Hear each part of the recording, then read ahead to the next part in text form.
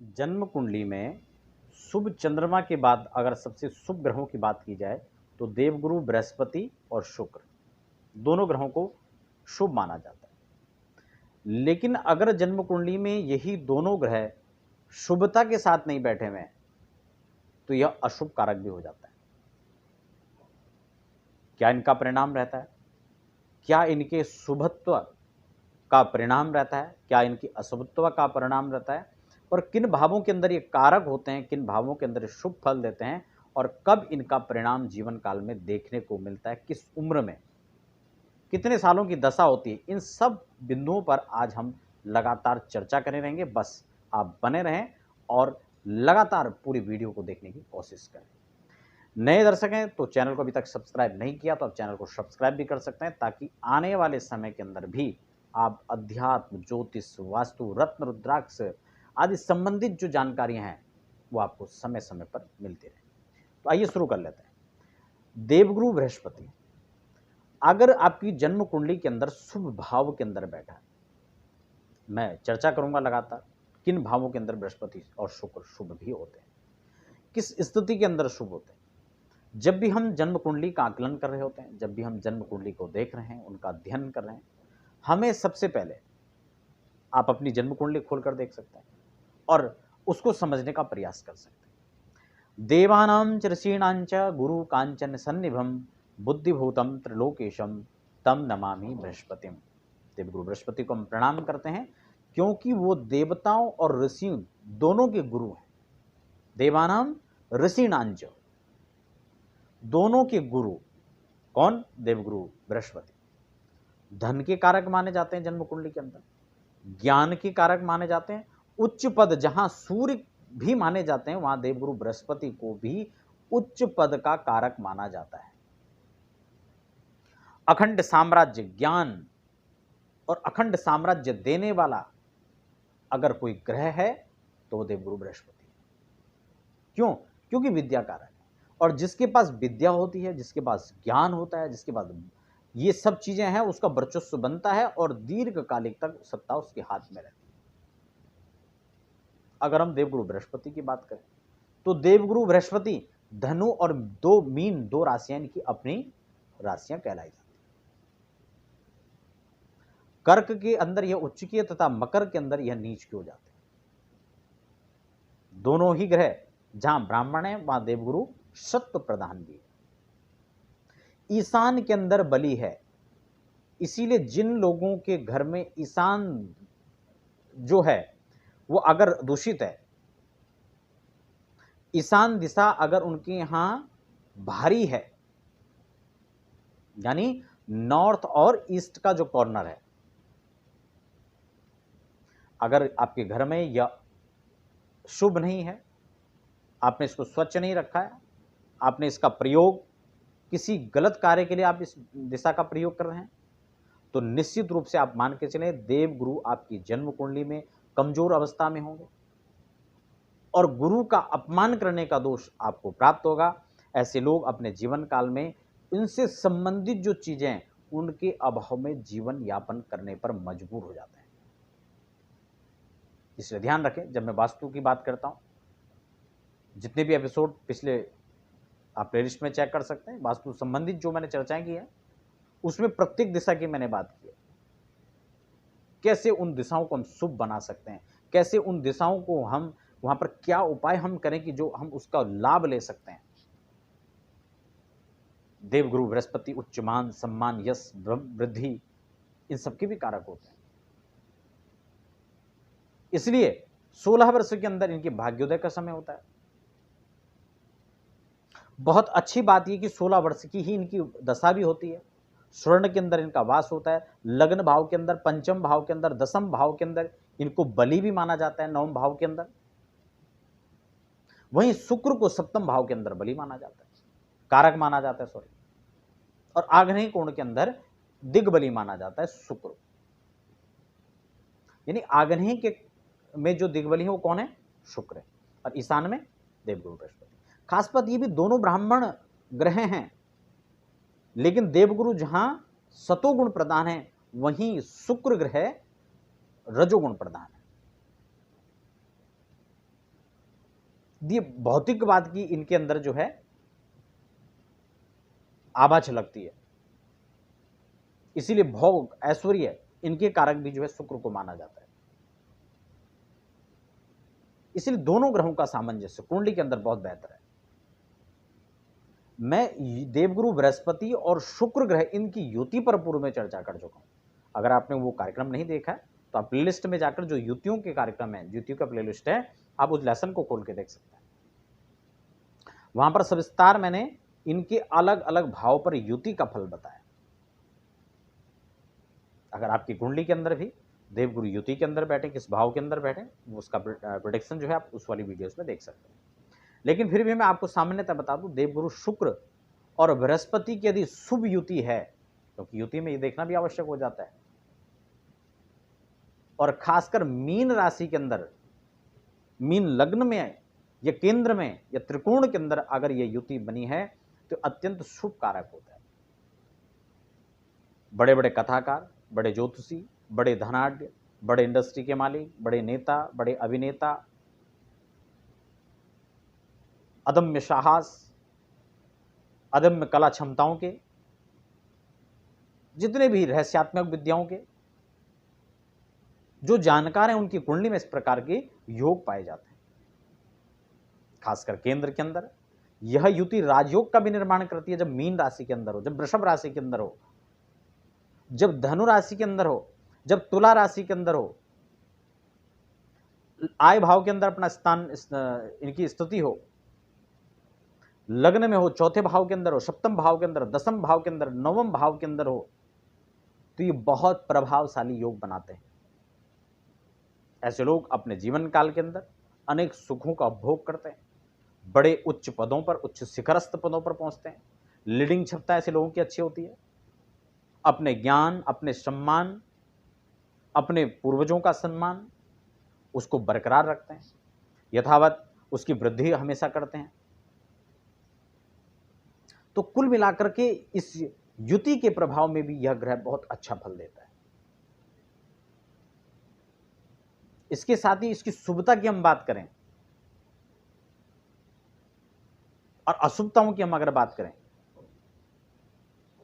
अगर ये नीच होकर बैठा हुआ है, राहु इसके साथ कहीं बैठ जाए, राहु ने ग्रसित कर लिया। एक चीज और भी यहां पर समझने की है, जब राहु इन ग्रहों को दूषित करता है तो इसका मतलब कोई बड़ा दोष जो है आपकी कुंडली के अंदर बन रहा है। इसीलिए अगर शुक्र के साथ अगर राहु की युति होती है तो ये जो है दुष्चरित्र का योग बनाता है, ये लंपट योग बनाता है, और ऐसे योग उसके जीवन में पतित होने का कारण बन जाते हैं। ये पूर्व जन्मों के कारण भी, किसी दोष के कारण भी यह दोष बनता है। देवगुरु को अगर यह दूषित कर दे राहु को लेकर मैं स्वतंत्र चर्चा कर चुका हूं। राहु किन किन ग्रहों की साथ युति करता है तो कौन कौन से योग बन जाते हैं, कौन कौन से दोष बनते हैं, आप उस वाले एपिसोड कार्यक्रम को भी देख सकते हैं। और अगर देवगुरु के साथ अगर राहु बैठ जाए तो चांडाल योग बन जाएगा। ऐसे में भी उससे संबंधित जो समस्या है उसको वहां पर जो है स्थापित करेगा। इसलिए मैंने कहा अशुभता का विषय अलग है, शुभता अपनी राशि के अंदर बैठे, उच्च राशि के अंदर बैठे, मित्र क्षेत्र में जाकर के बैठ जाए, शुभ ग्रहों के साथ बैठ जाए, तो ऐसे में देवगुरु बृहस्पति हो या शुक्र, ये दोनों ही सुख और शुभ परिणाम देने में बाध्य हो जाते हैं।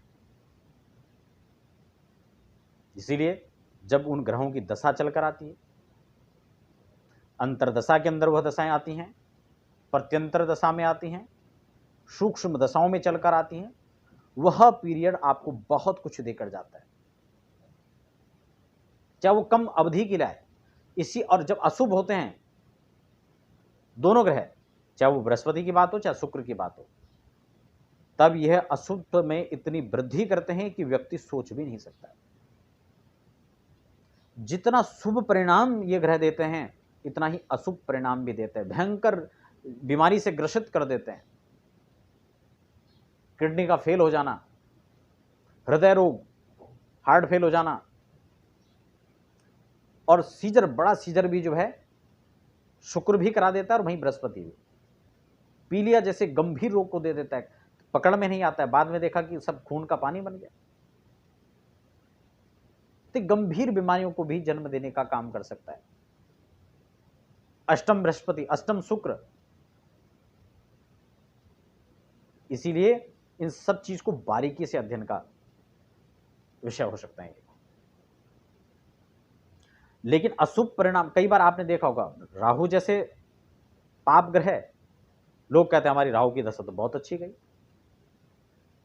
बड़ा अच्छा हमने इसमें धन कमाया, बड़ा मान सम्मान कमाया। निश्चित कमाया, क्योंकि राहु तो उसका कारक है, धन देता है, और देता है तो छप्पर फाड़ के देता है। लेकिन विषय वो अलग है कि जब लेता है तो कपड़े भी उधाड़ कर ले लेता है। वो राहु की वृत्ति है।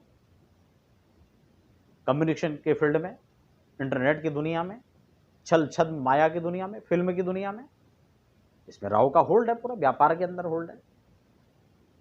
तो इसलिए इसमें कोई दो राय नहीं है।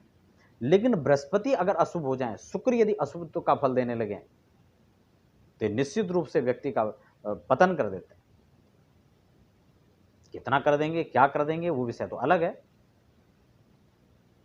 लेकिन हां, जैसे मैंने कहा, अशुभ फल देने पर निश्चित रूप से यह आपके मान सम्मान को ठेस पहुंचा देंगे। बड़े व्यापार के उच्च पदों से व्यक्ति इससे च्युत हो सकता है, और गंभीर रोग और गंभीर रोगों को जो है यहां पर भुगतना पड़ सकता है। इसलिए अशुभत्व, जो अशुभ इनका प्रभाव है, उससे हम कैसे बचें और कैसे शुभता को और बढ़ाएं, इस पर भी मैं उपाय आपको बताने वाला हूं। लेकिन आपको यह समझना इसमें विशेष है, अगर युति हो या स्वतंत्र रूप से हो, इनकी प्लेसमेंट किन घरों के अंदर है। जैसे कि मैंने बृहस्पति को कहा, ये लग्न में आपके पंचम भाव के अंदर बृहस्पति को कारक माना जाता है, नवम भाव के अंदर, दसम भाव के अंदर इनको कारक माना जाता है, शुभ माना जाता है। वहीं एक चीज और भी है, जहां जहां बृहस्पति बैठेंगे वहां से इनकी दृष्टि, वैसे तो दृष्टि का भी एक पाद दृष्टि, द्विपाद दृष्टि, ये भी विधान है देखने का, लेकिन हम सामान्य पूर्ण दृष्टि से भी बात करें तो देवगुरु जिन स्थानों पर बैठेंगे और जिन स्थानों पर दृष्टिपात करेंगे, जिन स्थान पर दृष्टि देवगुरु की रहेगी, वहां वो अच्छी मात्रा में शुभ फल को प्रदान करेंगे।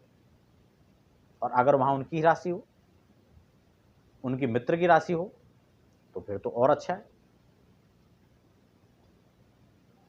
तो इसलिए देवगुरु की जो दृष्टि है वो सप्तम दृष्टि के साथ में नवम दृष्टि और पंचम दृष्टि भी उनको प्राप्त है, इसलिए उस दृष्टि के साथ भी वो देखेंगे और जिन जिन भावों के अंदर देखेंगे वहां शुभ फल प्रदान करेंगे। वैसे एक सिद्धांत ये भी पाराशरी सिद्धांत है, स्थान वृद्धि करो शनि और दृष्टि की हानि बताई है, लेकिन स्थान हानि करो जीव और दृष्टि को शुभ बताया गया है। देवगुरु का यह भी सिद्धांत है, लेकिन वो किस स्थिति में करेगा वो विषय बहुत अलग है, उस पर कभी स्वतंत्र रूप से हम चर्चा करेंगे। लेकिन दृष्टि शुभ मानी जाएगी, इसमें तो कोई भेद नहीं है। और गुरु की वह दिव्य अमृतमयी दृष्टि निश्चित रूप से उस फल, उस भाव को वहां फल में अभिवृद्धि करने वाली होती है। 16 साल की महादशा में वह व्यक्ति को उच्च पदों तक पहुंचा सकती है। पूरे जीवन काल की जो सफलता है वो देवगुरु अपने निश्चित रूप से अपने दशा काल में दे सकते हैं, इसमें तनिक भी कोई संदेह नहीं है। अब हम बात कर लेते कि यदि इनका अशुभ परिणाम मिल रहा है या हम और इनकी शुभता को बढ़ाना चाहते हैं तो क्या करें। एक और मैं यहां पर बड़ी दिलचस्प बात आपको बताना चाहूंगा, ये अशुभ है या शुभ, इसको हम कुछ इस रूप में भी देख सकते हैं। मान लो देवगुरु की शुभता है कुंडली के अंदर, आप देवगुरु के शुभ प्रभाव में हैं, तो ऐसे व्यक्ति का चेहरा दमकता हुआ होगा, उम्र कम होगी लेकिन लगेगी थोड़ा ज्यादा। आप नोट कर लीजिए अपनी कुंडली के अंदर कहां कहां बृहस्पति बैठे हैं। ऐसे लोग अगर होंगे 30 साल के तो लोग उनकी जो आभा है और जो उनकी प्रतिभा है, जो उनके अंदर ज्ञान है, जो उनका सम्मान है, उसको देखकर उनको 40 का बताएंगे, कई 42 का बता देंगे। ऐसा होता है उनके साथ। और दूसरी खास बात कि वो उसके शुभ प्रभाव में आने के कारण कुछ कुछ आकृति, कुछ कुछ आचरण, रंगों के प्रति लगाव, ऐसे लोग खासकर पीले कपड़े ज्यादा पहनते हैं, नारंगी कपड़े को ज्यादा लाइक करेंगे, श्वेत वस्त्र को जो है ज्यादा तजुब्बो देंगे, उसकी प्रधानता रखी जाएगी। सुंदर वेश, आकर्षक वेश और कुछ खास चीजों के प्रति लगाव, भ्रमणशील व्यक्ति, दिनचर्या को समझने वाला, नियम सिद्धांतों को समझने वाले ऐसे लोग होते हैं। तो ये उसकी शुभता का परिणाम है।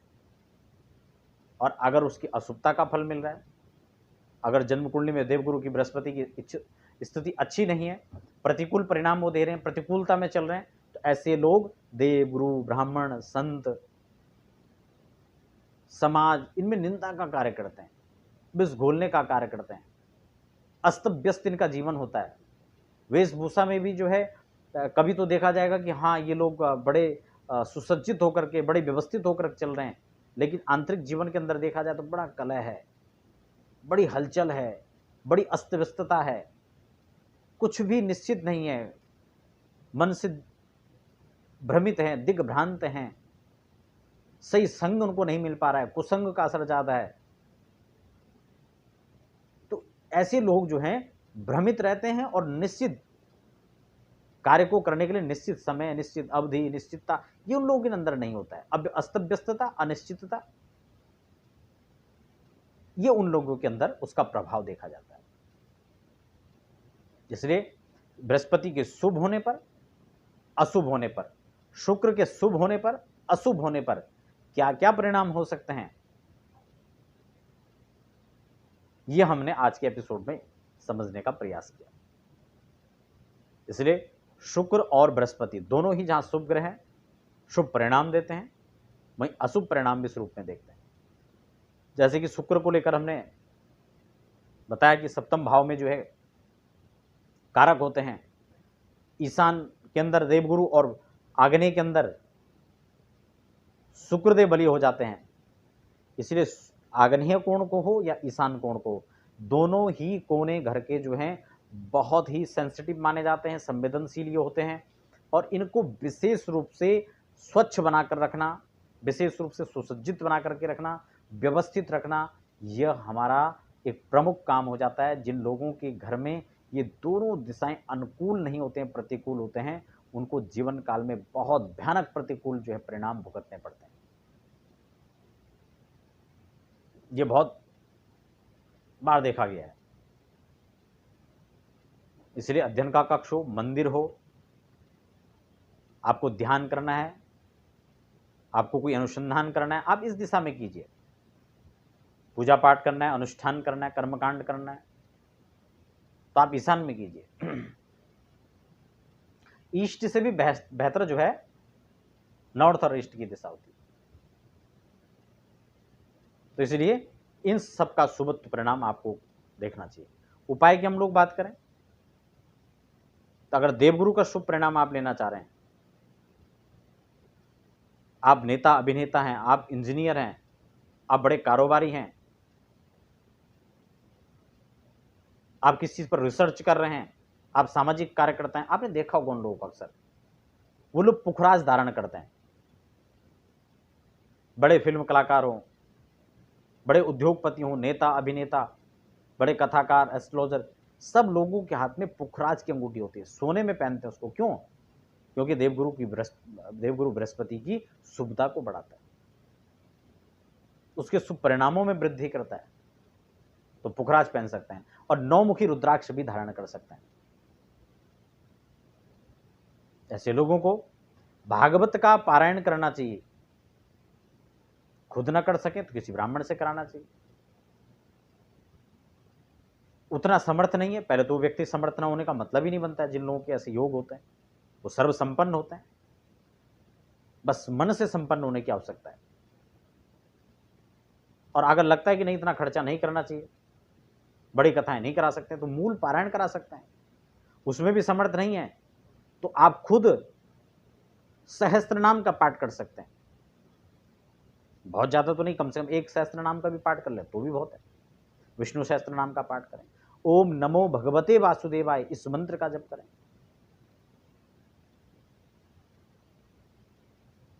और दूसरा, हमेशा केसर या हल्दी का तिलक आप अपने मस्तिष्क पर लगाएं। पीत परिधान को प्राथमिकता दें तो बहुत शुभ रहेगा। बृहस्पतिवार के अंदर वस्त्र प्रक्षालन हो चाहे नहाना हो, साबुन और शैम्पू का प्रयोग न करें। शुक्र की शक्ति को बढ़ाना है, शुक्र की अनुकूलता को बढ़ाना है, सफेद रंग के जो कपड़े हैं, सफेद परिधान है, उसको आप प्राथमिकता दें। हीरा धारण कर सकते हैं आप, जरकन धारण कर सकते हैं। स्फटिक से संबंधित जो चाहे यंत्र के रूप में हो चाहे माला के रूप में हो, आप उसको धारण करें। महालक्ष्मी की उपासना करनी चाहिए ऐसे लोगों को, और मां भगवती जगदम्बा के त्रिगुणात्मक स्वरूप यानी चंडिका का जो है उनको आह्वान करना चाहिए, ध्यान करना चाहिए, पूजन करना चाहिए। छोटी छोटी कन्याओं को समय समय पर कोई गिफ्ट भेंट करना चाहिए, उपहार के रूप में उनको कुछ देना चाहिए। और नव दुर्गा नव चंडी का पाठ करना चाहिए। ऐसे लोग नवरात्र के अंदर भगवान समर्थवान बनाए तो चारों नवरात्र में, नहीं तो 2 नवरात्र में, नहीं तो 1 नवरात्र के अंदर विधि और विधान के साथ चंडी पाठ का अनुष्ठान करना चाहिए। खुद करें, किसी आचार्य के द्वारा करवाएं। और ऐसा कुछ भी आप नहीं कर पा रहे, नहीं करने के इच्छुक हैं, तो कम से कम छोटे छोटे सूक्त जो हैं, श्री सूक्त का पाठ कर सकते हैं, कनक धारा का पाठ कर सकते हैं, रात्रि सूक्त का पाठ कर सकते हैं, दुर्गा द्वात्रिंशत नामावली का पाठ कर सकते हैं। ये बड़े प्रभावशाली सूक्त हैं और इन सबकी चर्चा में समय समय पर मैं कर चुका हूं। कई छोटी छोटी वीडियोस के द्वारा मैं आपको इसकी इनकी जानकारियां आपको दी हैं। संकल्प की आपको जो वीडियो बना कर दी है, माला जप का विधान है, कौन सी माला किससे जपें, ये सब चीजें मैंने आपको बताई हैं। करमाला का विधान हो तब उनके माध्यम से भी देखकर कर सकते हैं और इसके शुभ परिणामों में आप वृद्धि कर सकते हैं। तो आशा करता हूं ये दोनों देवगुरु और शुक्र दोनों से संबंधित जो आज चर्चा थी वो काफी लाभदायक, काफी कुछ सीखने को आपको मिला होगा, काफी कुछ जानने को मिला होगा। ऐसे ही तमाम जानकारी के लिए आप चैनल को अभी सब्सक्राइब करें और भविष्य में भी आप ऐसे ही कार्यक्रम देखना चाहते हैं या कुछ विशेष आप किसी कार्यक्रम की आपके दिमाग में कोई भूमिका है तो आप मुझे कमेंट बॉक्स में लिखें। मैं समय अनुसार उस पर भी आपके साथ चर्चा करने का प्रयास करूंगा। फिलहाल आप बने रहें, हमें दीजिए इजाजत। अगले कार्यक्रम के लिए धन्यवाद।